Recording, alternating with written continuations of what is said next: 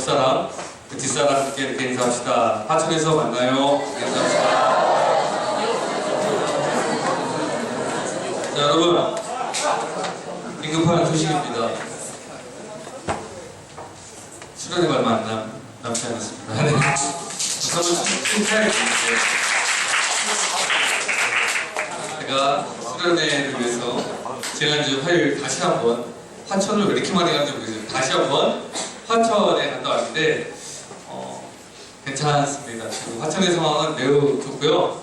저희들이 오기만을 기다리고 있습니다. 오늘 여러분들 마지막으로 또 갈등하고 계시는 분들이 있을 거예요. 여러분, 한 번의 선택이 인생을 바꿀 수 있습니다. 설문조사를 했어요. 당신은 언제 예수님을 만나셨습니까? 라는 질문을 어른들한테, 교회를 다니시는 어른들한테 질문을 했는데, 설문조사를 했는데, 언제 예수님을 만났을까요? 1위가 바로 수련회였습니다.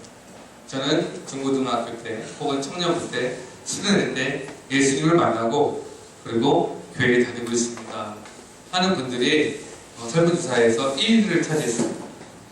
저는 언제 하나님을 만났을까요? 수련회를 통해서 하나님을 만났습니다. 할렐루야. 네. 수련회를 통해서 인생이 변화하는 역사들이 다 일어나기를 주님의 이름으로 축복합니다. 네. 물론 여러 재밌는 프로그램들이 있습니다. 여러분, 수련회 때 화천 가서 화천에 좋고 맑은 물 한 바가지는 먹고 와야지. 여러분들이 할렐루야 먹고 와야지 또 그 힘으로 또 살아갈 수 있을 거라고 생각이 됩니다. 아무튼 우리 수련회를 통해서 하나님 경험 누릴 수 있는 귀한 시간이 되었으면 좋겠습니다. 네, 오늘은 이름 이야기로 설교를 시작하려고 하는데요. 이름이 참 중요합니다. 어떤 이름을 가지고 사느냐에 따라서 참 그 이름에 맞는 삶을 살더라고요. 유교에서 공자가 정명순행이라는 얘기를 했습니다. 정명순행. 좋은 이름은 만사가 잘 된다, 이런 말이 있어요. 불교에서도 부처가 명전기성이라고 해서요, 이름 안에 모든 것이 담겨져 있다라고 할 정도로 이 동서양을 막론하고 이름이 가져다주는 의미가 상당합니다. 성경에서도 마찬가지입니다. 성경에서는 이름이 가져다주는 의미를 더 명확하고 강하게 설명하고 있습니다. 왜냐하면 그 붙여진 이름이 그 사람의 삶의 인생, 그리고 곧 그것이 신앙을 나타내주기 때문에 이름이라는 것이 굉장히 중요합니다. 대표적인 예가 베드로죠. 베드로는 무슨 뜻을 가지고 있을까요? 베드로라는 이름은 무슨 뜻을 가지고 있을까요? 반석이라는 이름의 뜻을 가지고 있습니다. 그래서 이 베드로가 그 베드로의 이름대로 교회가 베드로의 이름 아래 섰잖아요. 이렇게 이름은 너무 중요합니다. 여러분들의 이름에는 어떠한 뜻이 담겨져 있는지, 예전 어르신들 세대에는 자식들이 너무 많잖아요. 그래서 화요일에 낳았으면 화자, 수요일에 낳았으면 수자, 목요일에 낳았으면 막 그렇게 이름을 막 쳤어요. 그런 시대가 있으시죠. 제 이름의 뜻은 의현이잖아요. 저는 마땅한 의자에 나타날 현자를 썼습니다. 무슨 뜻이요? 마땅한 게 나타난다. 그게 누구예요? 접니다. 네. 이름이 상당히 좋죠, 그렇죠? 이름대로 우리가 사는 거예요. 옛말에 호랑이는 죽어서 가족을 남기고 사람은 죽어서 이름을 남긴다. 이름을 남긴다는 것은 자신의 삶의 모습을 남긴다는 거예요. 우리가 이 땅의 모든 삶을 마치고 하나님을 다시 뵐 때, 하나님 나라에 들어가게 될 때, 우리는 우리가 가진 이름, 우리를 지칭해주는 그 이름에 책임을 지고 하나님 앞에 이야기할 수 있어야 돼요. 이름을 통해서 자신의 정체성이 드러나는 것입니다. 우리 예수를 믿는 사람들도 이름이 있습니다. 오늘 성가대 찬양 중에 굉장히 중요한 단어 하나가 있었어요. 제 설교를 준비했는데 너무 놀랐어요. 그게 뭐냐면 바로 성도라는 표현입니다. 성도. 우리가 교회에 다니는 사람들을 뭐라고 하냐면 성도라고 합니다. 성자가 무슨 성자일까? 네? 여러분 한자 안 배우십니까? 누가 맞췄어? 용서 웬일이야? 공부 똑똑한 아이예요. 거룩한 성자에 도자가 무슨 도자일까? 길도 아닌데 그럴 줄 알았어요. 축제 선생님 한자 선생님인데 끝나고 가세요. 어떻게 길도자밖에 모를 수가 있어? 우리 도자를 써서 이 거룩한 물이다 이렇게 해서 우리가 성도라는 표현을 쓰는데 성도라는 표현은 사도 바울이 많이 사용했던 표현입니다. 바울이 기독교 교회 안의 사람들을 성도라고 표현한 이유가 무엇일까? 사도 바울은 로마서, 고린도전서 그리고 비롯해서 자신이 쓴 서신서들 가운데 유독 교회 안에서 예수님을 믿는 사람들을 성도라고 얘기했습니다. 오늘 본문 말씀은 에베소서인데요. 에베소서 1장에도 이런 부분이 나와요. 1장 1절 말씀에 우리 함께 읽겠습니다. 시작!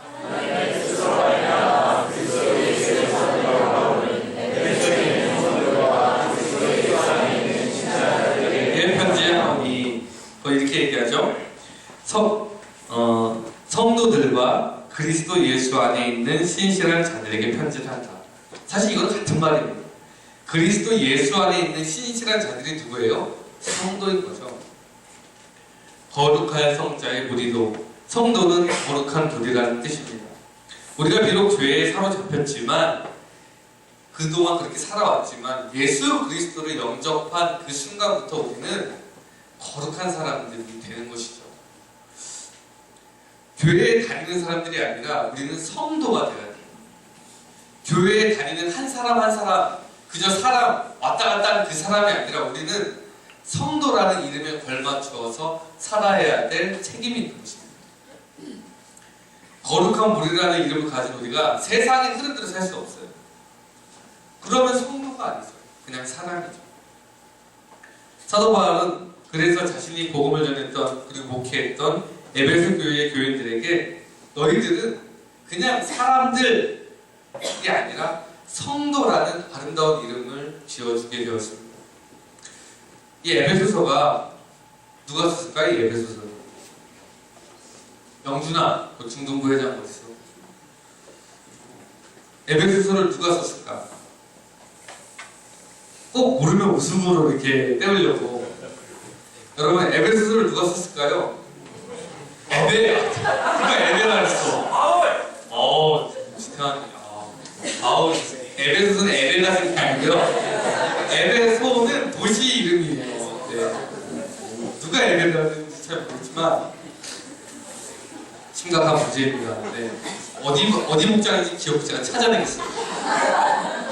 선생님의 책임입니다. 어떻게 에베소서를 에베가 썼다고 얘기해요. 제가 10년 동안 친구들 사이 이런 초유의 사건 처음이에요. 에베소서는 소아시아 지역에 있던 도시였습니다. 해안 도시예요. 이 에베소서는 바울이 옥중에서 기록한 서신이라고 많이 알려져 있는데요. 바울이 유럽과 아시아 전 지역에 복음을 전하고 모든 사람들이 가지 말라고 한 예루살렘으로 다시 떠났습니다. 그때 자기가 목숨을 잃을 줄 알고도 그 예루살렘으로 다시 돌아가게 되고 자신의 사명을 하러 가다가 그는 붙잡혔어요. 그래서 가이사랴 항구에서 배편으로 압송이 되었습니다. 그래서 이제 로마에 있는 황제에게 재판을 받으러 로마로 떠납니다. 죽으러 떠나는 거예요. 로마에 가서는 완전한 옥은 아니었지만 연금이 되었습니다. 그래서 그 상태에서 사도 바울은 자기가 사역했던 이 에베소 지역, 그 에베소에 있는 교인들을 떠올리면서 오늘의 본문 말씀 에베소서를 썼습니다. 이 에베소라는 곳은요 해안 도시예요. 엄청난 큰 도시입니다. 당시 소아시아의 로마, 제2의 로마라고 불려질 정도로 번성했던 도시입니다. 이 도시를 제가 갔다 왔다는 거 아니에요. 여기는 지금 터키인데 지금은 해안이 아닙니다. 왜냐하면 침식되어가지고 퇴적이 돼서 지금 바다는 남아있지 않지만요. 그 에베소 유적이 이 에베소 도시에 남아져 있는데 얼마나 큰 도시였냐면 항구 근처에는 시장이 있었고 그 시장 가운데 엄청난 규모의 도서관이 있었습니다. 그리고 사람들이 연극을 구경한 극장도 있었고 그 극장 규모가 어느 정도냐면 2만 명 정도가 들어갈 수 있는 규모였습니다. 상당히 큽니다. 바울이 그 사도행전에서 죽을 뻔하는 곳이 바로 그 극장이에요. 여러 사람들이 시위를 해서 사도 바울을 죽이러 끌고 간 곳이 바로 그 극장이에요. 그 극장 규모가 2만 명 정도가 들어갈 수 있어요. 제가 거기로 올라가 봤는데요. 정말 크더라고요. 엄청난 도시구나. 그런데 그 도시 가운데 사도 바울이 말씀을 전했다고 알려진 교회는 아주 작게 남아져 있습니다. 도시가 번성하고 사람들이 많으니까요. 얼마나 그 가운데 문란했는지 신전들이 세워지고 매은맹이라는 창녀들이 이 시장을 그 앞에 둘러쌌습니다.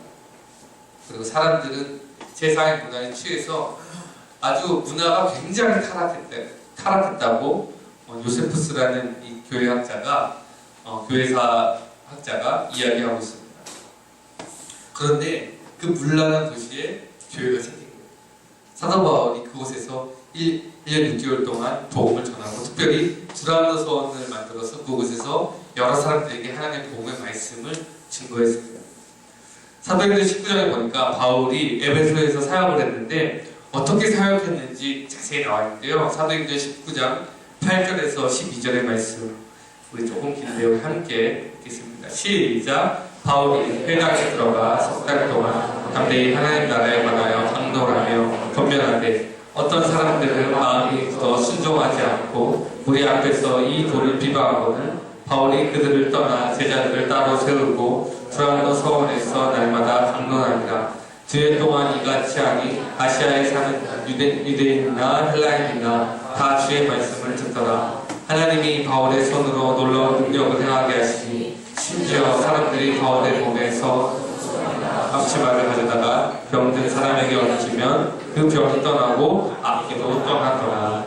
아멘. 바울이 어떻게 사역했는지 이것을 보면서 알 수가 있습니다. 두란노 서원에서 전파되는 말씀은 유대인이나 헬라인이 다 듣게 되었고 바울을 통해서 하나님의 놀라운 역사들이 이 에베소 도시 가운데 일어나게 되었습니다. 이제 그 사람들이 말씀을 들었다는 것은 뭐냐면 그들이 삶의 자리에서 말씀을 듣고 그들의 생활을 바꿨다는 것입니다. 물론 나중에 데메드리오라는 은장생 때문에 바울이 에베소에서 큰 위기를 겪긴 하지만 사도 바울에게 있어서 에베소는 너무나 귀한 곳이었어요. 왜냐하면 그 아주 엄청난 도시, 세상의 도시에서 하나님의 교회가 세워졌기 때문에 그 자체만으로도 바울에게는 너무나 큰 감사의 제목이었던 것입니다. 오늘 자신이 사랑했던 에베소 교회의 교인들에게, 성도들에게 바울은 편지를 보내서 권면하고 있는데 이 에베소서는 여러 주제가 있지만 가장 큰 주제가 뭐냐면 교회라는 주제가 있어요. 에베소서를 딱 보면은 참 교회가 어떤 것인지 잘 알 수가 있습니다. 이 교회에 대한 관심은 곧 성도, 교회의 구성원들에 대한 관심인데 왜냐하면 여러분 교회를 이루고 있는 것이 뭐냐면 한 명 한 명의 성도를 통해서 교회가 세워지는 것입니다. 교회가 건강하다는 것은 뭐냐면 성도가 건강하다는 것입니다.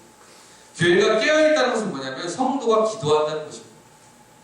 우리 한 사람 한 사람이 주님의 말씀 가운데 온전히 서지 않으면 우리 교회는 온전히 서지 않는 것입니다.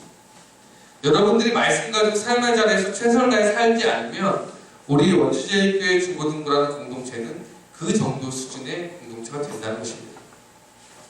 고린도전서 3장 16절 그 말씀이 있죠. 너희가 하나님의 성전인 것과 하나님의 성령이 너희 안에 계시는 것은 너희가 알지 못하는 것. 하나님의 성전, 그것이 바로 누구냐? 성도들이라는 것이죠. 많은 사람들이 인생을 살아갈 때 건강하고 성공적인 삶을 위한 조건을 말하는데 그 중에 딱 두 가지를 얘기해요. 뭐냐면 첫 번째는 뭐냐면 분명한 목표의식, 두 번째는 뭐냐면 그 목표의식을 이루기 위한 에너지, 이 두 가지를 얘기합니다. 인생에 있어서 목표와 목적의식이 있어야지 삶을 살아가는데 동기가 유발되는 것입니다. 여러분들이 이제 시험 볼 때 그냥 공부하면요 별로 공부가 안 돼요.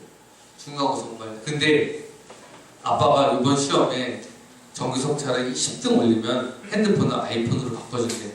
갑자기 전투력이 상승합니다. 이번 시험 잘 보면 아이패드 사준대. 와, 미치는 거죠. 목표의식이 딱 생기니까 에너지가 생기는 거예요. 인생을 살아갈 때도 마찬가지입니다. 분명한 목적의식이 있어야지 그 일을 이룰 수 있는 에너지들이 생기는 것입니다.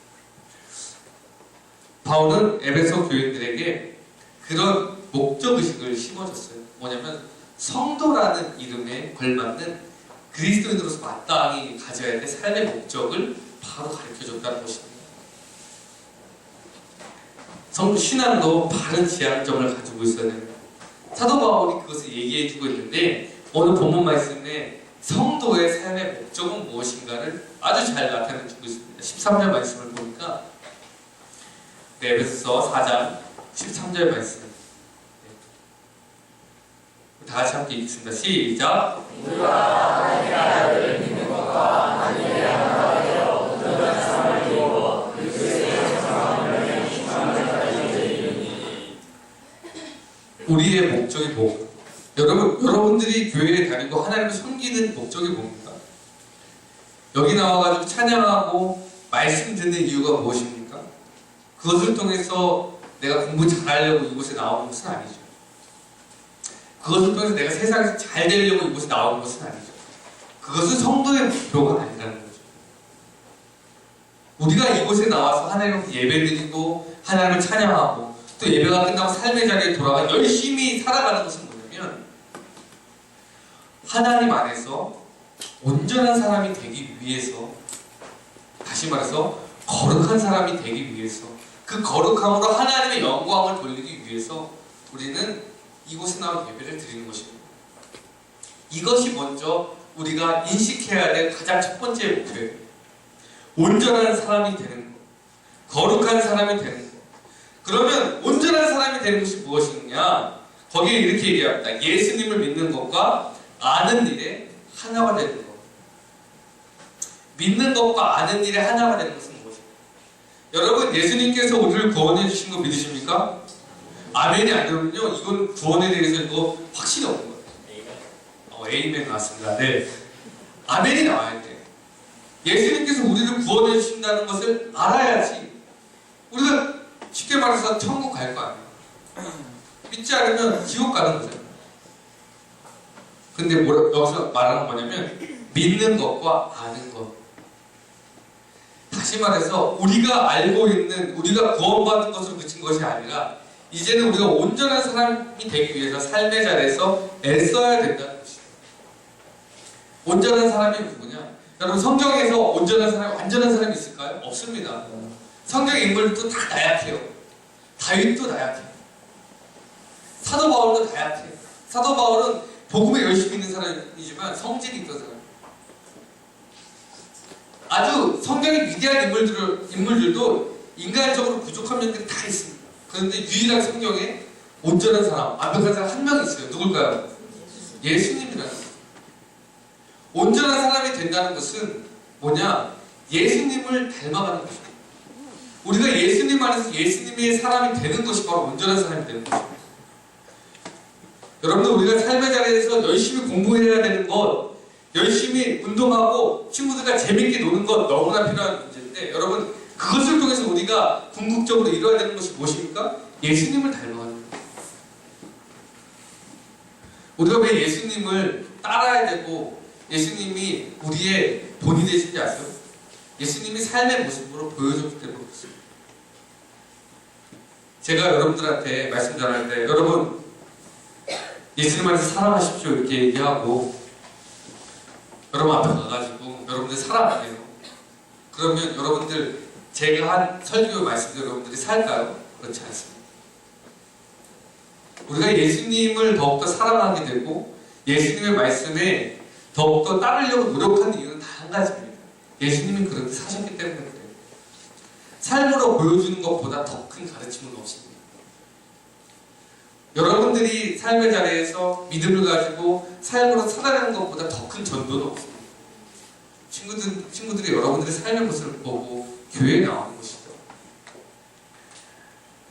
우리 예수님을 닮아야 하는 것이 바로 온전한 사람이 되는 것이라고 얘기했는데 우리가 삶의 목적을 여러분들 바로 세워야 됩니다. 나의 삶의 목적이 서울대 10억 버는 것, 이런 것으로 아주 그냥 보이는 것으로 지정되면 안 되는 것이죠. 우리 삶의 목적은 예수님을 닮아가는 것, 예수님의 사람이 되는 것, 이것이 우리 삶의 목적이 되어야 된다는 것입니다. 하나님께서 우리에게 그런 삶의 목표를 심어주셨습니다. 그런데 우리가 그 목표를 실현해야 하잖아요. 실현하기 위해서는 에너지가 필요하다고 했습니다. 그 에너지가 무엇일까?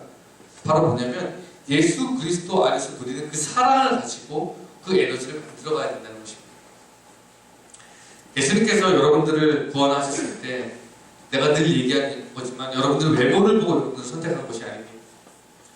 여러분들 배경을 보고 여러분들을 구원시켜주시지 않으셨습니다. 여러분들 성적을 보고 구원시켜주셨다면 참 비극적인 거예요. 아마. 여기서 구원받을 수 있는 사람 도대체 몇 명이나 될까요?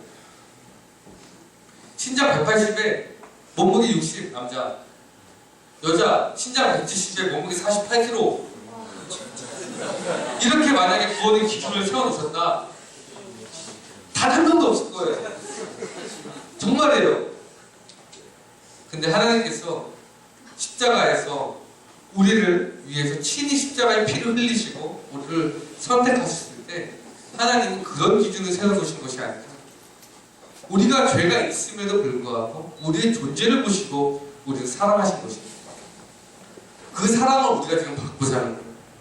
그렇기 때문에 그 사랑을 받았기 때문에 그 사랑으로 하나님을 사랑하고 그 사랑으로 이웃을 사랑하고 그 사랑으로 친구를 사랑하는 것입니다. 그것이 우리가 예수님을 닮을 수 있는 유일한 방법이라는 것이죠.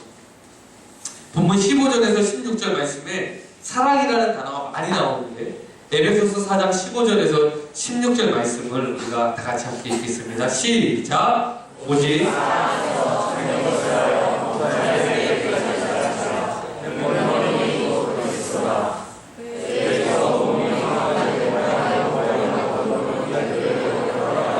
각지치의 분량대로 역사하여 그 몸을 자라게 하며 사랑 안에서 스스로 세우니라. 4장 15절의 시작이 뭐냐면 오직 사랑 안에서 참된 것을 하며 16절의 마지막은 이렇게 끝나고 있어요. 사랑 안에서 스스로 세우는 것. 성도가 삶을 살아갈 때 우리에게 있어서 가장 중요한 것은 뭐냐면 모든 것을 사랑 안에서 해야 된다는 것이죠. 그것이 바로 우리가 예수님을 닮아가는 예수님의 사랑으로 사는 유일한 방법입니다. 고린도전서 13장에 보면 믿음, 소망, 사랑 그 중에 제일은 뭐야? 사랑이다. 왜 사랑이라고 했을까요? 왜 굳이 사랑이라고 했을까요? 믿음도 중요하고 소망도 중요하고 사랑도 중요하고 왜 굳이 그 중에 제일은 사랑이다라고 사도 바울이 얘기했을까요? 믿음과 소망의 열매가 뭐냐면 사랑이에요. 믿음을 완전하게 하는 것은 뭐냐면 사랑인 거예요. 소망의 열매가 뭐냐? 사랑인 것입니다. 믿는 사람들은 믿음과 소망만을 얘기할 것이 아니라 사랑의 열매를 삶의 자리에서 맺어야 된다는 것이죠. 그것이 가장 좋은 거예요. 우리에게 여러 가지의 은사가 있습니다. 방언도 할 수 있고 이번에 수련회 가면은 방언 받은 사람 많을 텐데 방언도 하고 입신도 들리고 막 성령의 엄청난 은사들이 많죠. 하지만 여러분 이 성령의 은사보다 더 중요한 것이 뭐라고 했어요? 성령의 열매라는 거죠. 그 열매를 맺을 수 있는 유일한 방법이 뭐냐? 여러분 사랑이라는 거죠. 예수님을 사랑해, 예수님의 사랑을 경험해야지 성령의 열매를 맺어요. 예수님의 사랑을 경험해야지 내가 그 사랑을 친구에게 전해줄 수 있는 것입니다. 오늘 설교 제목이 여러분 뭐죠? 당황하지 말고 이것 하나면 끝. 이거 누가 하는 거예요? 예? 개그맨 조윤호가 요새 엄청 당황하지 말고 이것 하나면 끝. 제가 왜 이 설교 제목을 줬냐? 성도에게 있어서 유일하게 삶을 살아가는 방법을 하나 정하자면 뭐냐? 사랑하는 거죠. 교회가 아무리 믿음이 좋아도 성도들 간에 사랑이 없다면 희망이 없습니다. 나보다 믿음이 약한 이들을 불쌍히 여기고 아끼는 마음이 없으면 그것은 교회가 아닙니다. 교회뿐 아니라 나의 삶 곳곳마다 우리는 사랑을 행해야 되는데 우리가 예수님으로부터 귀한 사랑을 받았기 때문에 우리도 사랑하는 사람이 되어야 되는 것입니다. 여러분 사랑한다면 기도할 수 있어요. 사랑한다면 전도해야 되는 것입니다. 사랑한다면 내 옆 사람을 위해서 헌신하는 것입니다. 교회를 위해서 헌신하는 것입니다. 그 사람들을 통해서 여러 가지 기적들이 나타났는데 저는 예수를 믿는 사람들의 사랑이 기적을 만든다는 것을 믿는 사람 중에 한 명입니다. 세상은요, 사랑이 필요해요. 요새 제가 뉴스를 별로 보기가 싫어요. 뉴스를 누르면요, 뉴스를 딱 검색해보면 다 어두운 이야기들, 은혜가 안 되는 거죠. 한편으로 생각해보면 그런 생각을 하게 돼요. 아, 세상이 이제 비로소 우리의 사랑을 필요로 하는 거예요. 유일하게 소망은 뭐냐면 성도라는 것이죠. 여러분 몇 년 전에 울지마 톤즈라는 다큐멘터리를 많이 보셨죠, 그렇죠? 그래서 이태석 신부님이 굉장히 유명해졌는데요. 이 사회에 큰 감동을 줬습니다. 그의 삶을 통해서 뭐냐면 그 안에 예수님의 사랑이 있었기 때문에 감동이 되는 거예요. 무슨 일이 있어도 눈물을 보이지 않는다는 용맹한 딩카족들이 이태석 신부님이 딱 죽고 나서 장례식 할 때 모두 울었잖아요. 48살의 나이로 세상을 떠났지만 딩카족의 많은 사람들이 이태석 신부를 통해서 누구를 만나는 건지 아세요? 예수님을 만나는 거예요. 그가 예수님의 사람이었기 때문에. 여러분, 저는 여러분들이 다른 수많은 어떤 은사보다 하나님 안에서 온전히 누릴 수 있는 사랑이 많게 되는 은사를 소유했으면 좋겠어요.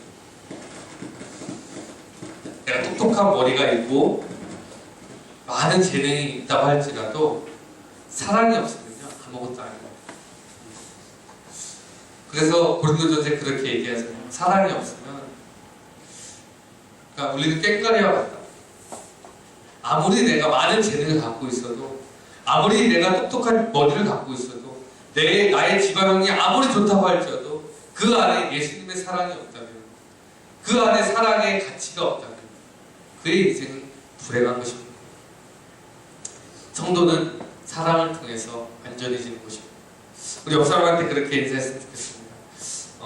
사랑하면서 삽시다. 이렇게 인사했으면 좋겠습니다. 옆 사람한테. 네. 예수님을 닮아가는 우리가 사랑하는 사람이 되었으면 좋겠습니다.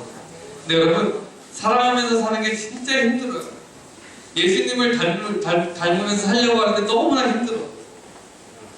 지금은 고인이 되셨는데 서강대 영문학과 교수를 지내신 장영희 교수님이 살아온 기적, 살아갈 기적이라는 수필집에 이렇게 이러한 내용이 있었습니다.